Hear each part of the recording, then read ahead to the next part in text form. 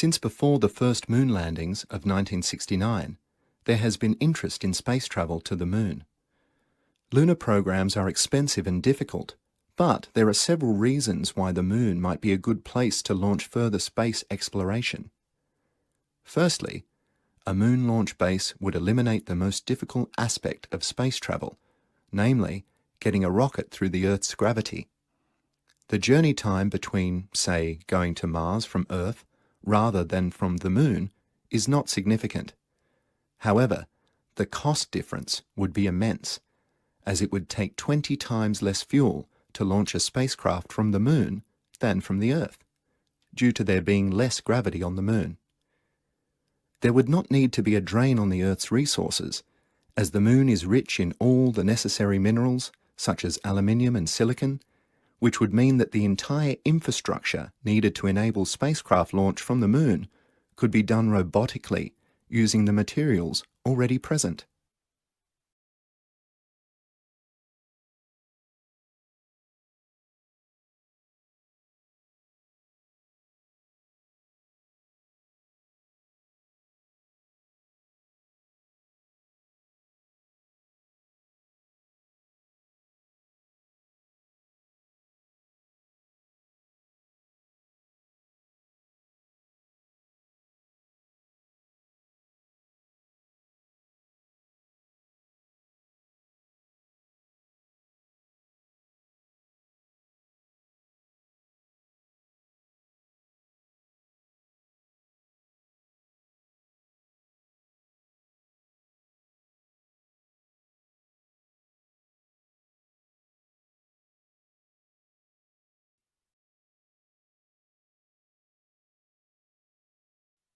The world's first artists were ancient people who lived 40,000 years ago or more and did cave paintings. But what did they paint, and who exactly were these early artists?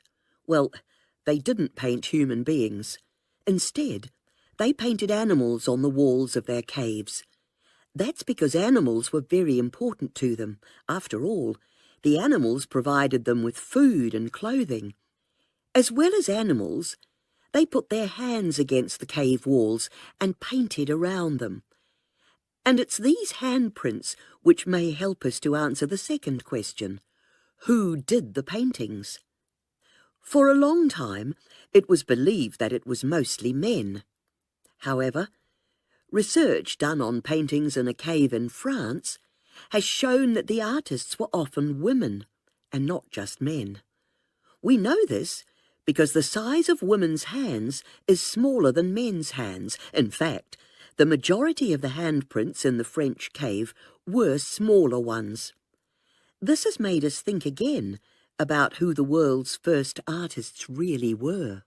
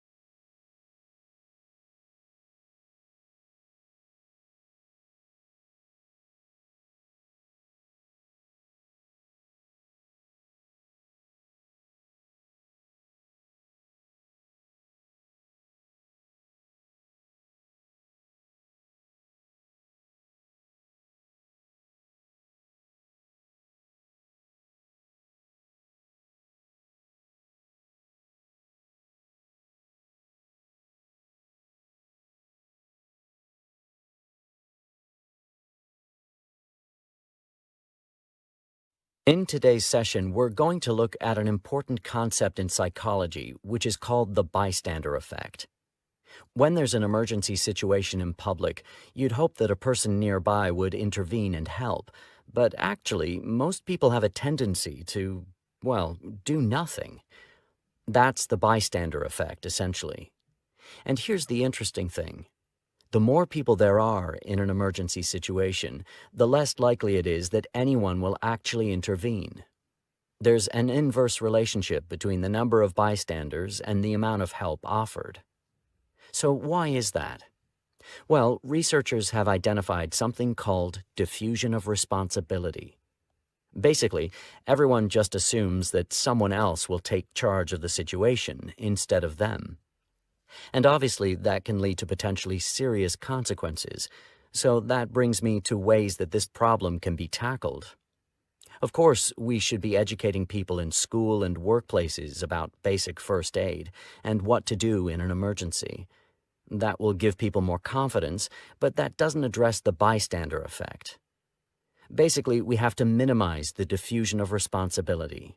And the best way of doing this is by getting people to imagine that they are the only person available to intervene. This gives them the responsibility, so they will be more likely to step in.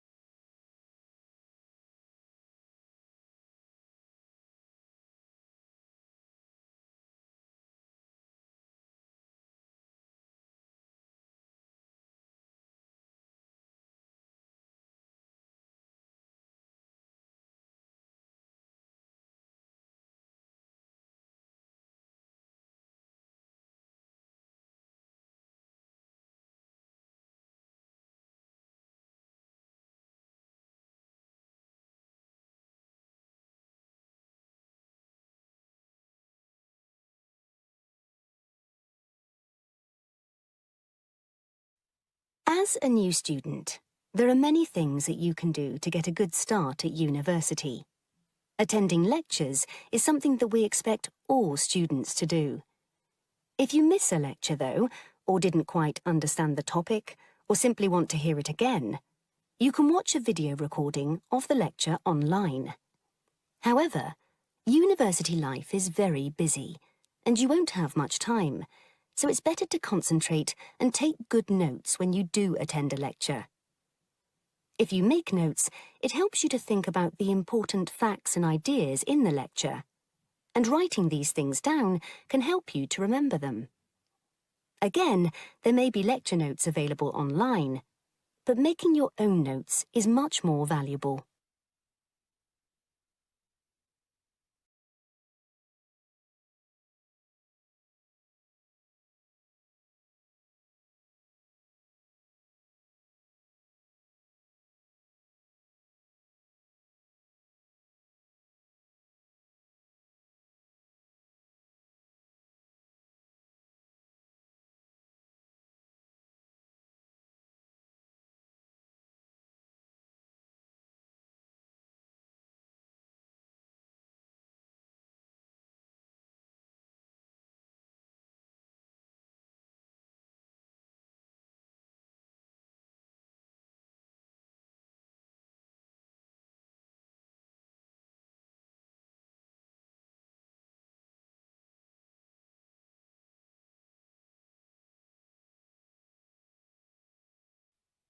The salt trade has existed for thousands of years and arguably has played an even greater role in shaping the world's economic and social history than products like silk, cotton or spices.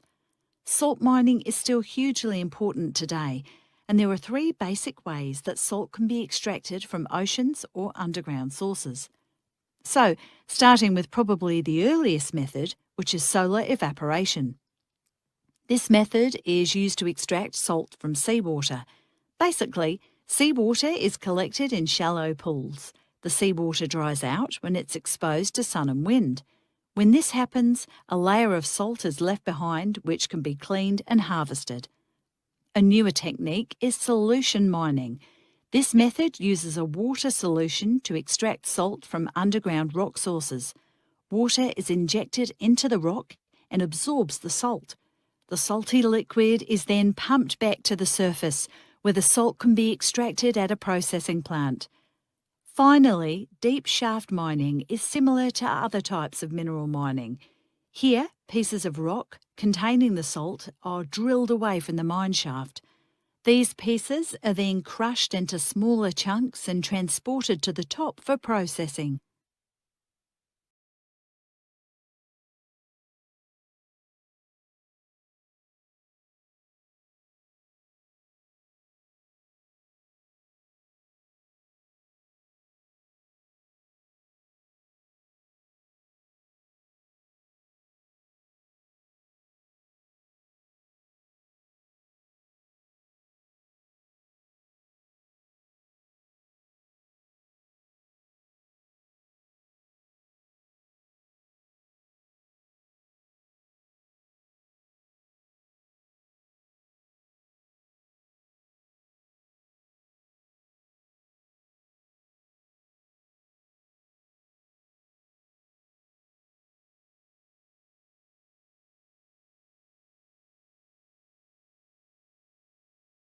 Today, we're looking at the study options available to students after completing school.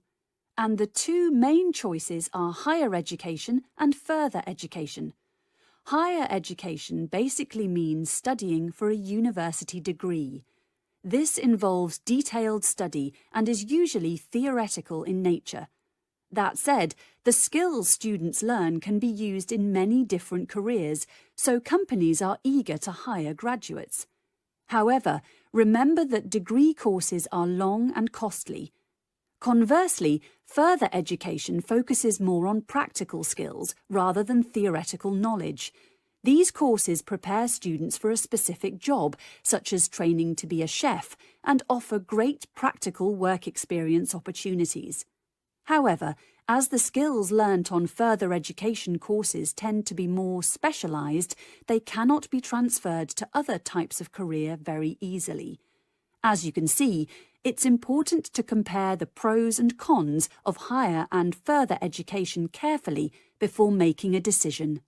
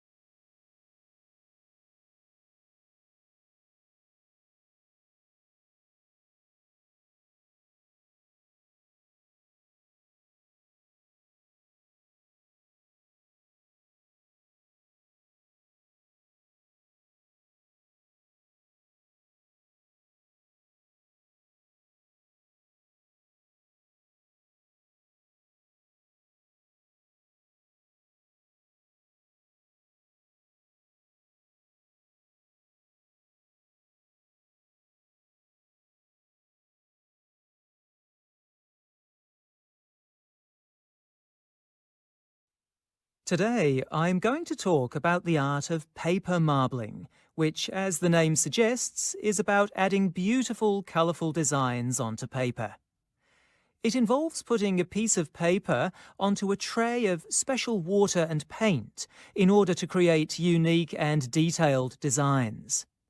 As for the history of this art, the origins are not entirely known, although it is believed to have begun in China or Japan. Paper marbling subsequently became very popular in Turkey.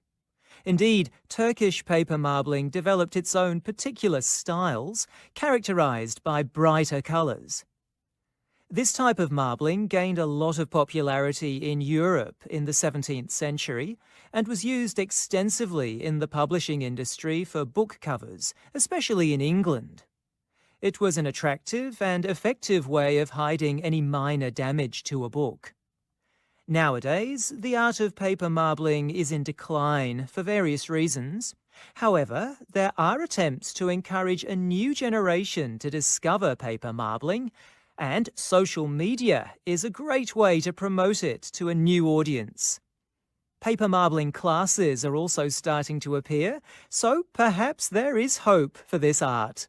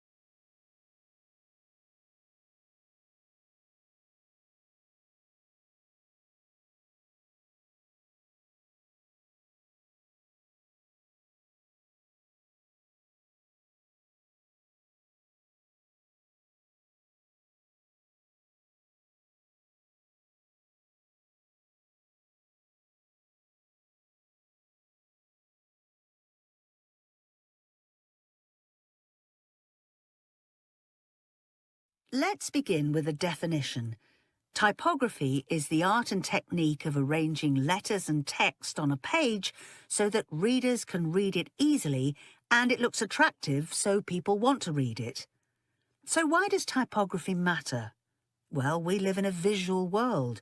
We're used to figuring out the aim of a document by looking at its style and appearance, even before we start reading it. Whenever we see a document, we form an immediate judgment. We're experts at doing this. Recent research into readers' responses to different types of print designs has revealed some common assumptions readers make when they first see a document. Subjects were presented with carefully designed pages but couldn't read any of the text because it contained words which don't actually exist. Despite this, they could still make important decisions based on how the information was presented. They quickly decided how accurate the content was and the possible use of the document. They also looked at the boxes of texts and images to decide how serious the text might be. If the text boxes were in lots of different colours or shapes and sizes, then these were related to negative qualities. These results confirm that readers respond to how something is designed as soon as they see it.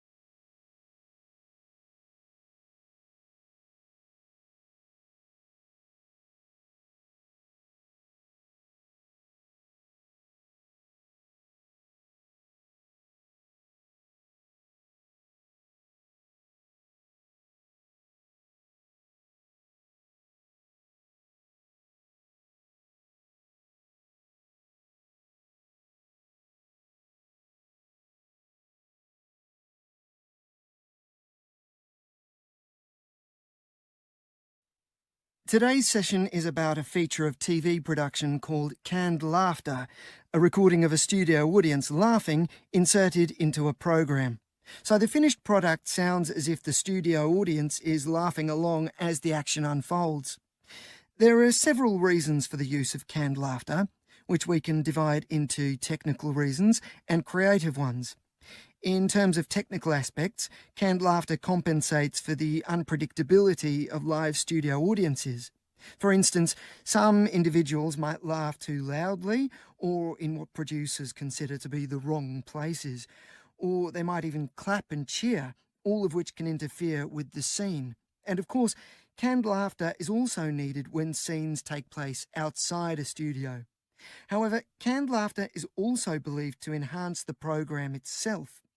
Research has shown that the inclusion of canned laughter can actually change people's perceptions of what they're watching. It's been demonstrated that viewers are more likely to laugh or have a favourable impression of a scene when they can hear other people laughing. So canned laughter is great news for television executives that crave high ratings. Of course, as viewers' tastes in comedy have changed, many shows have moved away from the use of canned laughter. Nevertheless, it remains an effective and familiar aspect of TV comedy.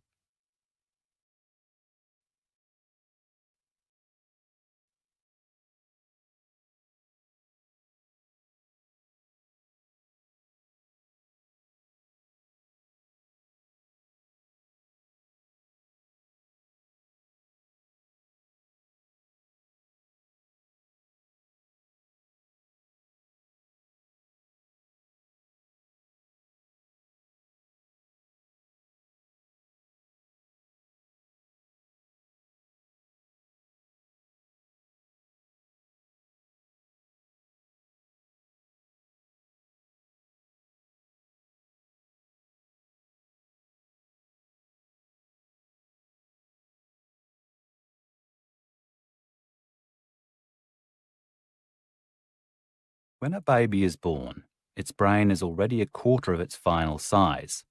But when does a baby start to learn? Well, experts believe that a baby is learning even before it is born. When it is born, though, it will start learning very quickly, much more quickly than an adult. At the beginning, the baby listens and watches all the skills being performed that it needs to learn, such as speaking, walking, playing, eating, and singing. Some parents think that their baby isn't learning, but it is. the baby has to watch and listen to something many times before it can do that thing. For parents, an exciting moment is their baby's first smile. This happens at around 6 weeks old. Another important moment is when baby takes its first step. The earliest this can happen is when the baby is about 9 months old.